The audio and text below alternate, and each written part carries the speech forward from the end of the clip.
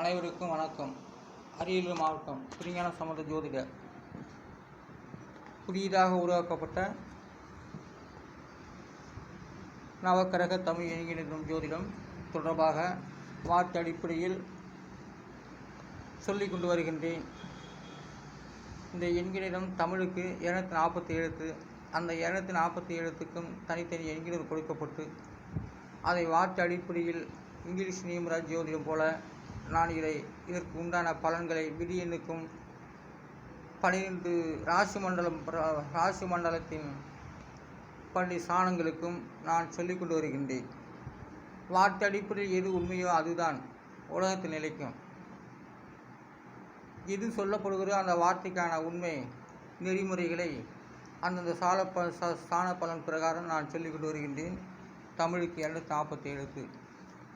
அந்த 240 எழுத்துக்கும் நான் 6, 7, 8 மாத காலமாக சொல்லிக் கொண்டு வருகின்றேன். சீலமுடையவர் என்ற வார்த்தைக்கு எண்கிணிதம் 2, 4, 3, 9, 2, 5, 9 இதெல்லாம் கூட்டாக்க 34. அதோடைய விதி என்கிறது 7. சீலமுடையவர் 7ஆம் இடத்து பலனாக வருகின்றது. அந்த இடம் 7ஆம் இடம் என்கிறது கலஸ்திரஸ்தானம், திருமணம், ஒரு பெரிய ஒரு விஞ்ஞான ஸ்தானத்துக்கு சமசப்த பார்வையில் வரக்கூடியது. அவை சூரியனும் சந்திரனும் 7ஆம் பறையை பார்க்கும்போது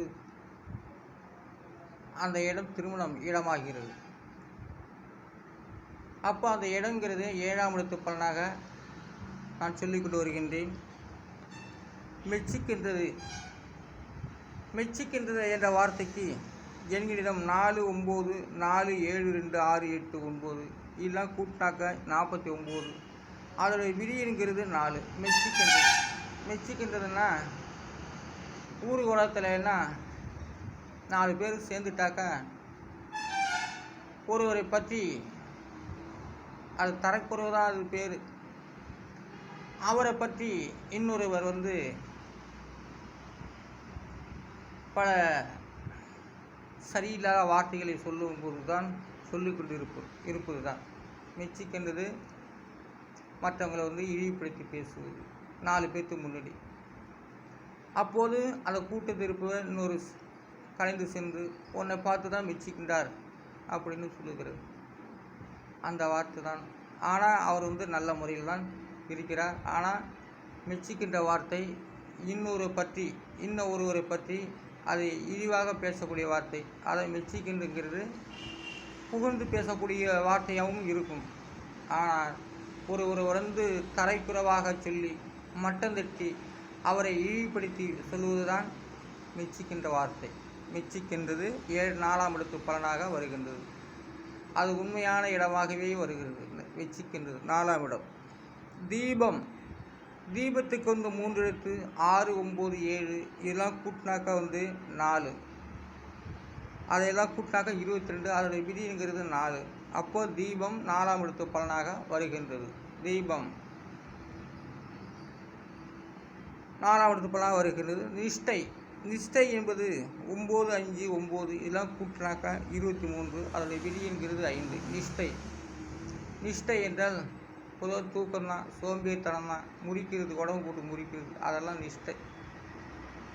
அந்த நிஷ்டையுடைய எண்கிணிதம் அது 5ஆம் இடத்து பலனாக வருகிறது. அடுத்ததுக்கு துயில் என்பதும் அது ஒரு வார்த்தையில் வரும். ஆனால் துயில் 3 எழுத்து. 9, 3, 1 இதெல்லாம் கூட்டினாக்கா 13. அதோடைய விதி என்கிறது 4. துயிலோடைய விதி என்கிறது 4. 4ஆம் இடத்து பலனாக வருகிறது. அழிவற்றதுக்கு 6 எழுத்துக்கள். அந்த 6 எழுத்துக்கு உண்டான எண்கிணிதம் 1, 7, 5, 5, 8, 9 இதெல்லாம் கூட்டாக்க 35. அதோடைய விதி என்கிறது 8. அழிவற்றது. அதோடைய விதி என்கிறது 8. அழிவற்றதுன்னா அழிவில்லாதது. அதோடைய எண்கிணிதமே 8. அதை பாதுகாத்து வைத்திருப்பது 8ஆம் இடம்தான். அந்த 8ஆம் இடங்கிறது பாதுகாப்பான ஒரு சேமித்து ஒரு அழிவற்றதாக வைத்திருப்பது தான் 8ஆம் இடம். 8ஆம் இடம்ங்கிறது ஒரு நேர்மையான சொல். 8ஆம் இடம்ங்கிறது ஆயுள் ஸ்தானம், மரணம், நீச்சம், கடவுள் எல்லாமே அதில் தான் இருக்குது. அந்த 8ஆம் இடத்துலேருந்து வரக்கூடியது அனைத்துமே அழிவற்றது என்று சொல்லப்படுகிறது. சமரசம். சமரசத்துக்கு 5 எழுத்துக்கள் 3, 1, 3, 3, 7 எல்லாம் கூட்டினாக்கா 17. அதில் விதிங்கிறது 8. சமரசம். சமரசம் 8ஆம் இடத்து 8ஆம் இடத்து அந்த 8வது எண்ணு தான் எல்லா 8 எண்களுக்கும் சமரசம் செய்து வைப்பது. 8ஆம் இடம் அது ஒரு மிகப்பெரிய இடம். அதான் சமரசம் செய்வதெல்லாம் 8ஆம் இடம்தான். 8ஆம் இடங்கிறது நல்ல ஒரு அந்த நம்பர் தான் எல்லாத்துக்குமே பஞ்சாயத்து கூட பேசக்கூடியது. அதுதான் 8ஆம் இடத்துக்கு தான். 8ஆம் இடங்கிறது பாருங்கள், ஊரில் 8 தர்மகர்த்தான்னு சொல்கிறாங்க இல்லையா, அதுதான் சமரசம்.